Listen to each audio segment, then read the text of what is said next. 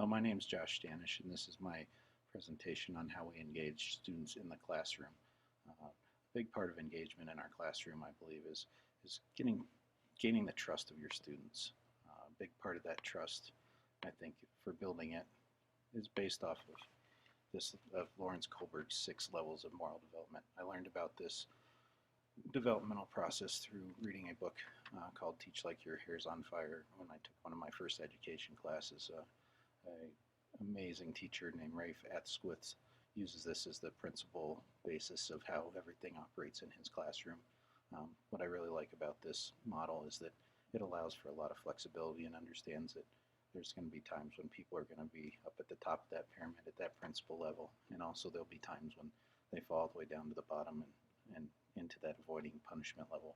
So it's a nice flexible model that really is going to help me develop all of my philosophies for what I'm going to talk about as we go through this slide presentation. So we'll cover this a little bit further here. Basically, stage one is the I don't want to get in trouble stage of things, and a lot of people approach conflict or anything they do with this. This is their backdrop for why they act the way they do.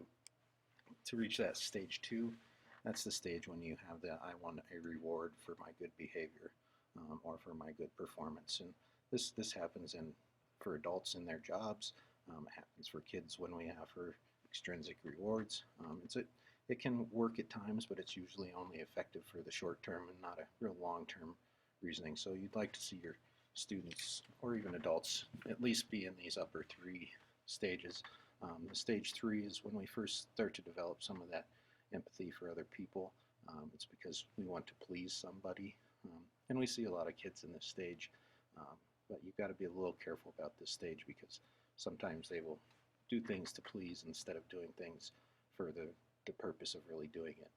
The stage 4 is where we would like to see most people at throughout most of their development, which is where they follow the rules. Once they start to understand what rules are and what these consequences are, that's an important stage. The next stage is where you would really like to see everybody be is in this stage and also in the top stage. This top stage is a hard one to achieve, but there will be moments when everybody hits this stage. This 5th stage is the stage where you're considerate of other people. And this is an important stage because that means people have developed that empathy for others, and a lot can happen when you develop those, make those considerations of other people. The stage 6 level, which is the top stage, it's something people go in and out of. I can be honest, I don't hit it as often as I should, but it's a great stage to have your students achieve. And that's the stage where they have a personal code of behavior and they follow it. So this is when they've really developed their empathy and understanding of other people. Rafe uses this to introduce this to his students on the first day of class. He uses a model of Atticus Finch, which is a story they will read later in the school year, which is a great book called To Kill a Mockingbird. And Atticus Finch is the father, and this is a quote that he used with his daughter Scout in the story, which he says, "You never really understand a person until you consider things from his point of view, until you climb inside his skin and walk around in it." And it was a great advice and a great example that Atticus provided to his daughter. So with that being said, we're going to move into our 4 things to consider in your engagement of students. The first is academic. For me, I think you have to set very high expectations for your students. Too often we shoot low, thinking that we just want the students to get there, but you might be amazed at what happens when you set really high expectations. We also have to understand our assessments. Assessments can teach a teacher so many things, not just about the student, but also about how effective their lesson was. I experienced this last week in my practicum during my second observation. Our summative assessment at the end of our lesson told us so many valuable things as far as what we had missed in the lesson, what misconceptions the kids had because we didn't cover the information well enough. So the assessment tools are an amazing thing that can really guide your academic engagement for your students. The other thing is just when you do provide lessons, they have to be well developed and aligned with what you're trying to teach. They also have to catch the student's attention. You have to be intriguing. I know myself, I love when something's intriguing and I pay attention. So part of that engagement is making that intriguing. And you have to be inventive. Don't just take a blah blah lesson plan that you found somewhere and try and implement it. Try and change that lesson plan around and add some things that will make it more engaging for the student. And the next thing we're going to discuss is behavioral issues in the classroom and how do you keep children engaged. For me, I developed this acronym which is called RULES. And a lot of times rules have a negative connotation for people, but for me, this acronym is all about positive things.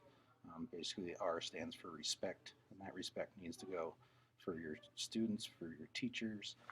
They just basically need to know how to respect everyone. A big one, especially with younger kids, but I've seen it even with some older students, is learn to use your voice and use your voice in a tone that people will want to listen to. Too often we use our emotions. I have a 5-year-old daughter, and she usually speaks to us in her emotions and not her voice, and I constantly remind her of this. The other thing is that listen to learn. Too often people listen to respond, and I've used this in my practicum classroom a lot lately, just telling kids, I want you to listen to learn, not to respond. Too often people listen and only hear a few snippet of things so that they can respond to it, and they are quick to react. So I want my students to really listen so they're learning, not so that they're going to respond and talk to me. But I do want them to talk to me at the same time. The E is for effort. I expect my students to put in effort all the time. Even if they don't get something, as long as they're putting forth the effort, I'll be proud of them, and that'll help develop that trust that is so important. And then the last one is stamina. Stamina is an important thing, both educationally and just socially. So learning how to develop that stamina is very important. As a teacher, you also have to understand the individual needs of your students. Your students are going to come from a wide variety of backgrounds, and those backgrounds are going to influence what you need to do for each student to keep them engaged. You also have to promote good citizenship in your classroom, and I will use Atticus Finch as an example very often because it's one of my favorite books, and he provides such a great model for how you want to hold yourself as a human being. All right, on to the next one. And this is the cognitive side of things. The biggest thing with keeping students engaged cognitively is that you must provide relevancy to your students. Your lessons can't be things that they can't relate to. If there's something that they don't understand at all because they don't know, they can't compare it to anything, then you've lost them and they're not going to be engaged. You also have to promote metacognition. In our first grade class in practicum, we use this word nonstop. We are always talking to the kids about metacognition and explaining to them that they are thinking about their thinking. It's really important to let kids know that when they are thinking about their thinking, that they're really going above and beyond what they need to be doing. The other one is building that stamina, that educational endurance. We tell them this a lot in class as well, that they need to build stamina. And it's a simple word to say. They understand what it is. Again, that's kind of those high expectations. Don't use words that are small and talk down to the kids. Use big ones. Shoot for the stars, and use words that are large, and explain to them what those words mean. We've had no problem with them understanding stamina or metacognition. And then the other thing is you have to build their self-esteem through praise and promotion. I'm a big believer in praise and promotion, helping students to be engaged at all times. And the last one is the affective side, which is promoting a sense of community. You do that in lots of different ways. The biggest thing is you have to create that trust so that the students feel they're in a safe classroom environment. You also have to develop that trust so that they feel the school is safe as well. You can do that in many different ways. One way is to develop projects that enhance your school, such as community gardens, painting walls, making things look better, doing a project outside on the playground. Those are all things that help that effective engagement of your students. And then developing programs outside of your classroom is extremely important. I know we all have short amount of free time when we become teachers, but being able to volunteer to do a tech club or a STEM club or a fly fishing club, whatever kind of club, that's something that's going to make those students really take pride in their classroom. You have to invite people from outside in the community into your classroom so that they understand how important that community is. Having guest lecturers and people that are experts in different subjects is a great way to help the effective engagement of your students. And then lastly, parents. Parents are so important. and the building of a community of your school, because they are who is at home and they are who are going to be involved in the school and be there to help you out. So don't ever forget about the parents. So in conclusion, the biggest thing, and these come pretty much straight from Mr. Esquith, you need to replace fear with trust. Developing that trust is the utmost importance for having an engaged and a productive classroom.